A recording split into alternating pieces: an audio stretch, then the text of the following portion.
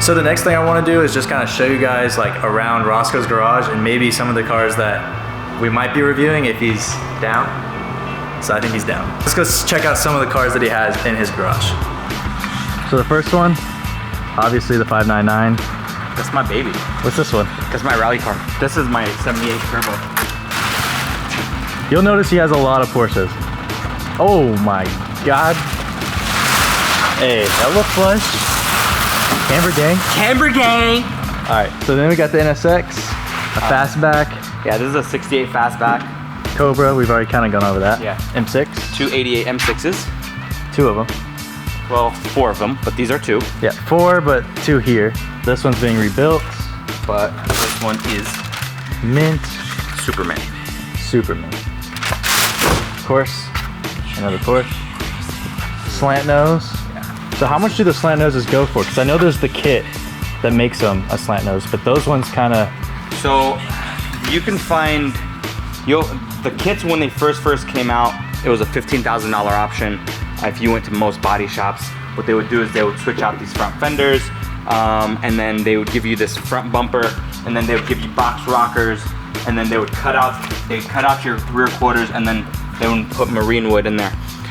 If you look on a factory one, you'd see that they have a specific mechanism when they use the flip lights. This particular model is not a factory slant nose. They're RX-7 mechanisms, and they use RX-7 headlights, and then they would just get them fitted in, and that's why you got really bad moldings and things like that. Oh, yeah. But I'll show you what a real slant nose front end would look like on the other side. But this also is a slant nose. This is actually a very rare car. This is a slant nose Delete. Was ordered as a slant nose, but has the standard frog eye front end. So this particular model, they only know of about 125 of them. This is probably the only Grand Prix on plum interior. 66 230 SL. This is your grandpa car? Yeah. Nice. Is this original paint? Yeah. Wow. So this one's a very original model. Super clean. Yeah. So this is a 456 Ferrari. Ferrari? You never pull this one out. 190 SL. This particular model is a 57. This is a factory color, but not the original paint. But it is a factory color, the slate gray with the red interior. So this is my M5, 88 M5. They only come super clean. They only came in one color in the US, black or black. This is one of my favorite M cars, to be honest. A lot of people kind of have mixed reviews about them, but I think E28 M5s are probably a very well balanced, good power, good torque, good power band for an 80s sports car. They're really nice. I like them. Can't miss that. Euro spec hardtop. 36 M3. It's an individual package, so it is the red with the Imola yellow interior. So what the Euro spec means is it has ITB. Yeah. Individual throttle bodies. So. S52 B32. So this is basically an S52, but it's a 3.2 liter individual throttle bodies. These were about 280 horsepower. This particular one has an Alpha N tune, and I think it has an exhaust and there's this intake. It might be 300 horsepower to the wheels, give or take. An 850 CSI. So they only made 250 of these. This particular drivetrain is the individual throttle body V12. So this drivetrain and the McLaren F1 share. They were built in the M factory, but they were never named M8. It was just the CSI. Slant nose, DJ Khaled, another one. So this is a whole nother section of the shop? So, another 356, another 190.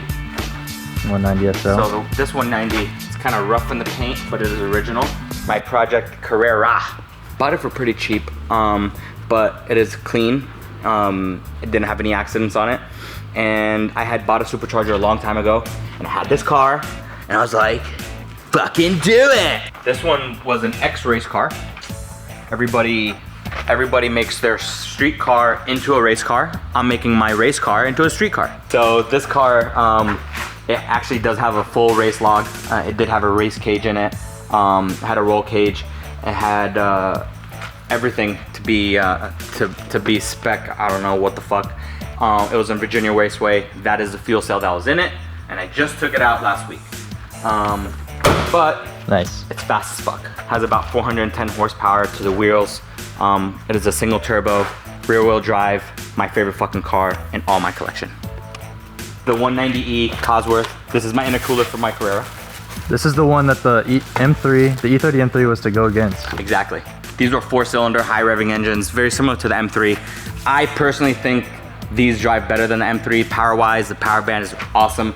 It is a sedan, doesn't look as nice, but Hey, whoa. I think they look pretty sick. I love them. All right, so that's an M-Tech 2. Yeah, this is an M-Tech 2. These are always good to pick up. If you can find them, they're worth having. 1970 911T. Barnes & Noble 190SL. The founder of Barnes & Noble, his wife used to own that car, and we bought it off of their caretaker in New England somewhere. Jesus. I don't fucking know. Another 911 Turbo. Another one. The parts factory over here. Wow, you're gonna call these cars parts just because they don't run well? Right. 3.0 TS, bitch. So this is what I was talking about, his wheel collection. It's basically like he owns a fucking wheel shop. Period correct wheels when you have 80s cars. So you look at this shit. Look how wide that is. 345, 35, 15. These are Gaudis. Yeah, these are Gaudi wheels, 3-piece.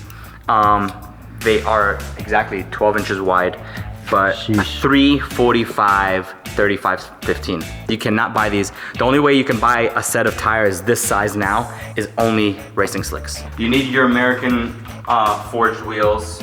Welds. You need your Santis. Super baller. Yeah. Dude, these Right are now, cool. bibs. Those are the wheels from the 530. 2003 530s. And these are all 3-piece. Yeah. These ones. So these are all period correct. So this is a 2003 wheel, but these are 70s and 80s wheels. These are ellipsoids. If anybody knows these, those limited edition. Super limited, never coming out again. You might throw an offer and you might accept it. Some welds, some welds. HM3s, Some like some more- G-Wagon wheels. Yeah, those are the G-Wagon, the Santis. These are 3-piece somethings. Those look like HRE faces almost. Actually, I think they are HRE. And he just has them sitting. So unfortunately, this one obviously caught fire, But but this is an original 1984 slant nose. this is the real slant nose. Yeah. This is how they used to actually turn on. This is a factory option. So they go down here. You have your piping and whatnot, your linkage here, and then these both turned up at the same exact time. So are you actually planning on restoring this one? Yeah. So this is a numbers matching all original car. This is a 1984. So slant nose didn't actually come out until 87 to be ordered, even through Special Wishes program. But in 1984, they still had the option to order them as an option. So this was one of them, and they only have that they only know about 125-ish of ever ordered like that. Another Cosworth. So this one actually runs and drives. This one actually got new paint, but we just didn't put the front bumper back on. And it's gonna get the Euro headlights, which are inside. Nice. But the front bumper, we're actually doing the custom front lip to match the Evo 1. That's a 1985 G-Wagon, 5-cylinder, 4-speed, with the 4-speed manual. Yeah. And then this one, the whale tail. So this piece of shit is a 912 with the 911 engine, chicken wire for the spoiler, Dude, raw. and it's all fiberglass. Oh wow. There's another one. And then another one. Another black one. Yeah. So one's black on tan, one's black on gray. Dude, that is super period. The glitter. Oh my gosh. Yeah. So Some dude with a mullet has for sure grabbed onto this and just ripped it. this one I bought just doesn't have the drivetrain. I actually did buy a drivetrain. So I love Fred Flintstone, baby. So this one's actually a really nice one. The paint is already done on it. They stripped it and then they never put it back together, and I bought it off the body shop. So Oh wow.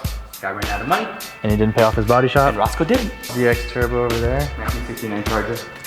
1969 Charger. And then of course, this one's got a crazy fucking story. So this is my 98 Carrera. I mean my 98 Targa. It's a 911. And was driving home. One of the tires popped. Roads were slick. We were on Highway 80. Fucking car fishtailed. Hit a ditch. Rolled this bitch 6 times. No airbags came out. Wasn't wearing a seatbelt. And walked out alive. 2002 Ti. So it is the fuel injected M10. And it's Actual race car. a real race car, race log. So this one's a really nice one actually. Oh wow. Yeah, so you got the cage in it still, fuel cell still in it. Yeah, super basic race car. Dan Lofgren, in case you guys were interested in knowing. This That's is his name. not me. I feel like I'm gonna get fucking tetanus. You're interested in 69 Camaros. I bet you one day that's gonna be sick as shit. Yeah, this is actually the one I was building, so all the metal work is done. I'm actually probably gonna put an LSA in it. So if anybody is familiar with an LSA, it's the supercharged LS out of the CTSV. And this one, the little pumpkin. This is the pumpkin. This was actually owned by a teacher from Yale University. So we bought it off of his retarded ass son, probably on coke. But I got it for pretty cheap, and here it is. He's Nice. probably the one that painted it too. This is a 356 also. This is a 64 356C. This one also, the metal work is already done. But this particular one, I'm thinking about doing a Outlaw. So an Outlaw is basically taking a 356 and then putting a different drivetrain in it. Outlaw is what Hot Rod is to American Muscle. Outlaw is to Porsche.